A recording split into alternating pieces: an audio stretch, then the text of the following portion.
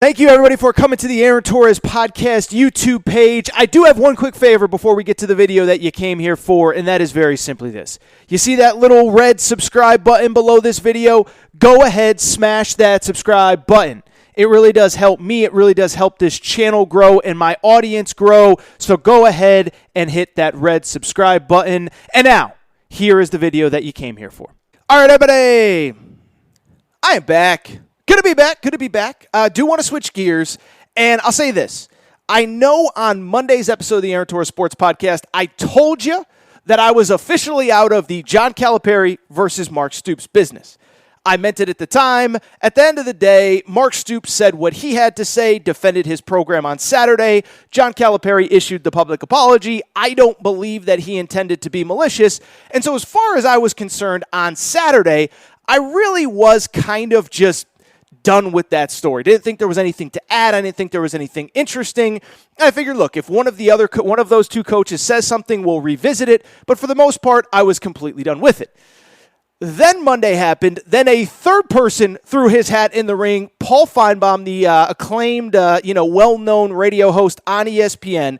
He came out. He had some very interesting comments about the entire topic, and so I want to discuss it because Paul Finebaum on Monday said that he believes that John Calipari is no longer the best option for Kentucky basketball as far as its head coach. And if he had just said that, I kind of probably would have brushed it off. You know my rule. I don't judge other people's opinions. I give out a lot of opinions myself. But when I saw that quote and then I read the full context of what Paul Finebaum said, I got to tell you, not only do I completely disagree with what he said, I also think a lot of what he said is actually nonsensical. And so let's get into it because I think when you hear everything he said, you're going to be like, this guy doesn't even make sense. All right, so I want to get into it. First of all, credit our buddies. I've talked about this show before. Cole Kublick, friend of the Aaron Torres Sports Podcast. Greg McElroy is a guy that I've grown to really respect, just his coverage of college football, all that good stuff. They do a show Monday through Friday in Alabama.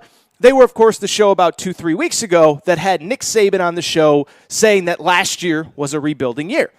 I actually agreed with Nick Saban at the time, but credit to Greg McElroy and Cole Kublick for getting Nick Saban and having him say that comment.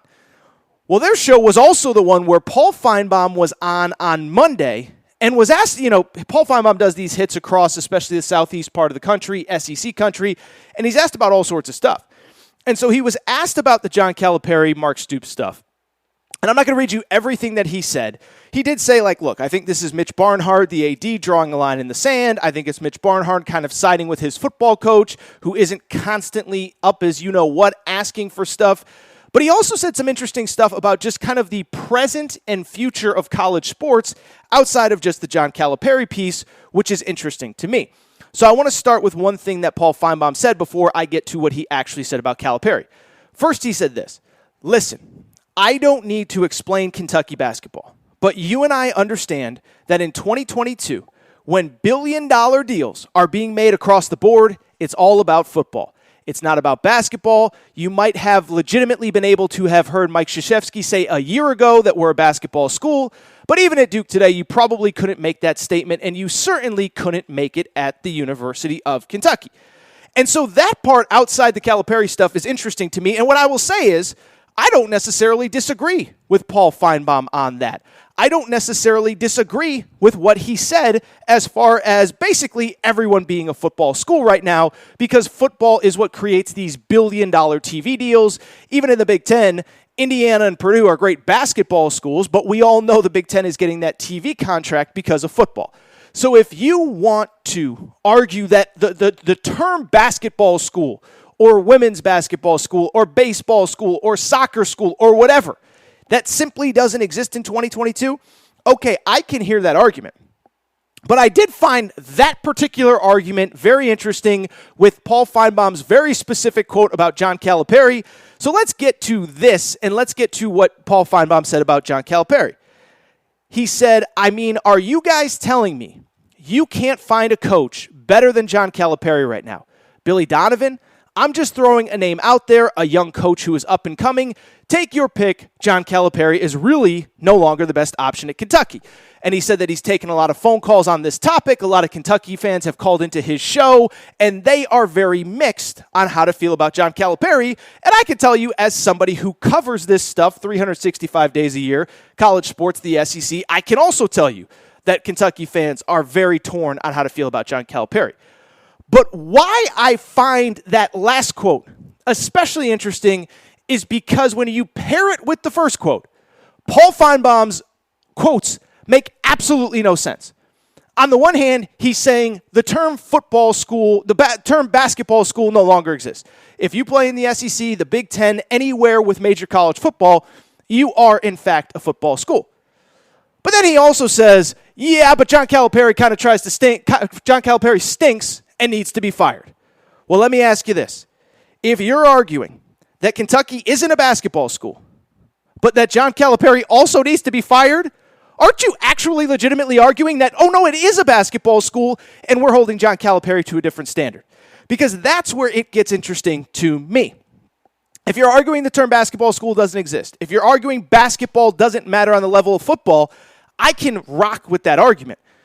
What I can't then rock with, though, is the idea that you have to fire a coach that whether you like him, whether you dislike him, and certainly over the last couple of years, there is no doubt the results have not matched expectations.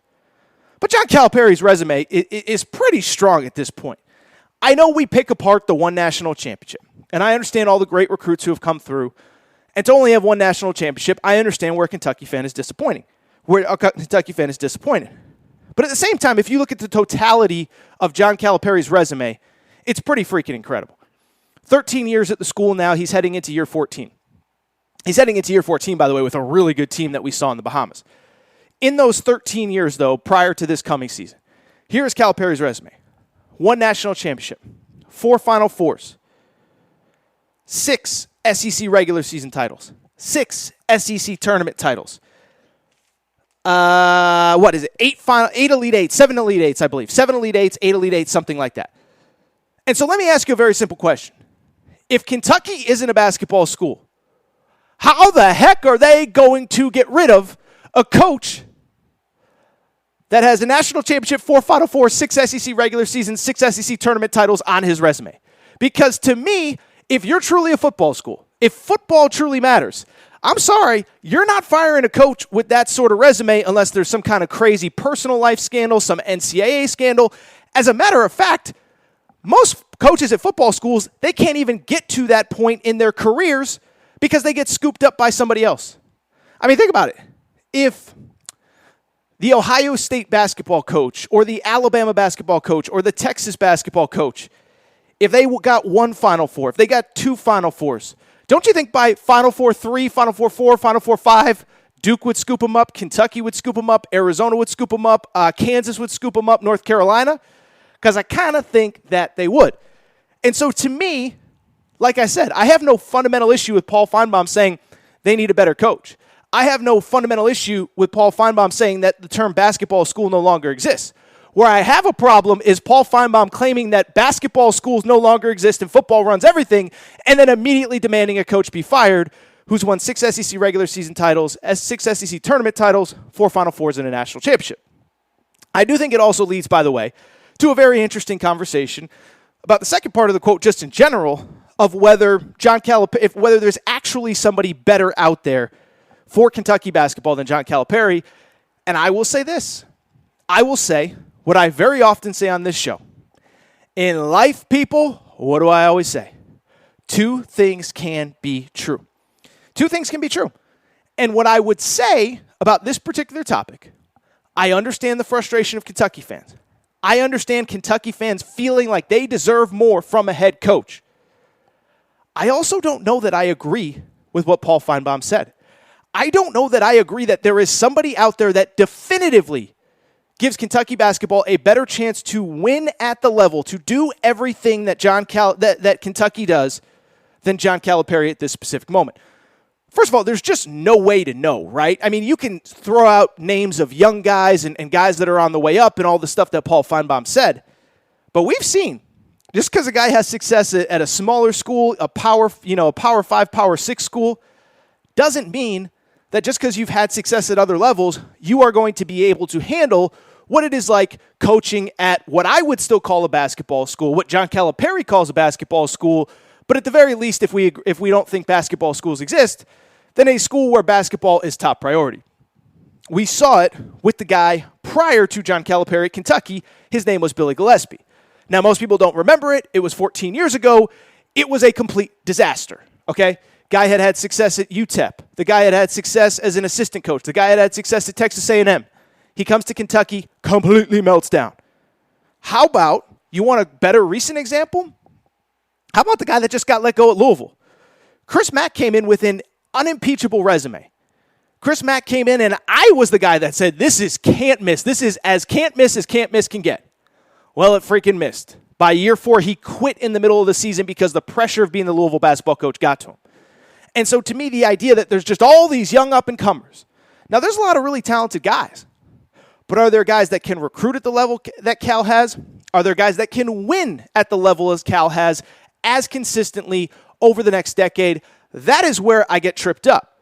I think you might be able to recruit. I think you might be able to coach. Can you do it? Can you consistently win at the highest level? Can you consistently do it? And then most importantly, can you handle all the other pressures that come with Kentucky? And I think that's where Cal really does shine. You know, I thought the telethon and the thing that they did a few weeks ago for flood relief was incredible. I don't know. And it's funny because I was thinking about it today, and I think we actually have a perfect parallel, right? So I was thinking about it today. John Calipari had just turned 50 years old when he took the Kentucky job. His birthday's in February. He gets hired in April, had just turned 50 years old. Chris Beard, who I think we all agree is a very talented, young, up-and-coming coach, is 49 right now. He will be 50 next year. And so I'd be curious. And you guys, by the way, can chime in. Tweet at me, at Aaron_Torres. You can DM me on Instagram, Aaron Torres Pod. If I told you, you get Chris Beard at Kentucky the next 13 years. He is the same age almost within the month of when John Calipari took over. You give him 13 years. Do you think you're getting more than one national championship? I think it's fair to ask for one. I don't think it's definitive that you're getting more than one. Is it fair to ask that you're getting more than 4 Final Fours? I think that's a lot to ask for over a 13-year stretch. Is it fair to assume you're going to get 6 SEC regular season and 6 SEC tournament titles? With the way the SEC is now, I'd probably take the no. And by the way, I like Chris Beard. I think he's a great coach. But I'm just bringing this up to say, like, it's so easy to just sit there and say, there's somebody out there better. And maybe there is. I'd like to know who it is. I'd like to know who you can actually get. And that's a different part of the conversation is who can you actually get? We talk about it all the time. Nate Oates has like a $10 million buyout right now. You ain't getting Nate Oates. Mick Cronin has like a $20 million buyout right now. You ain't getting Mick Cronin. But it does bring up the interesting question, is there somebody that could definitively do the job better? I don't know that there is. Now, I may feel differently a year from now. I'll say this is a really big year. If Calipari, with the team that we just saw destroy everybody in the Bahamas, and we're going to talk about that in a minute, the summer tour recaps, if that team loses in the second round or that team loses to a 15 seed, then I think we kind of got to call a spade a spade. But right now, I don't know that I'm willing to say that you give me any coach around 50 years old over the next 13 years, and I believe that they're definitively getting more national championships than John Calipari, getting more Final Fours than John Calipari, getting more SEC regular season and tournament titles than Calipari. I just can't say that.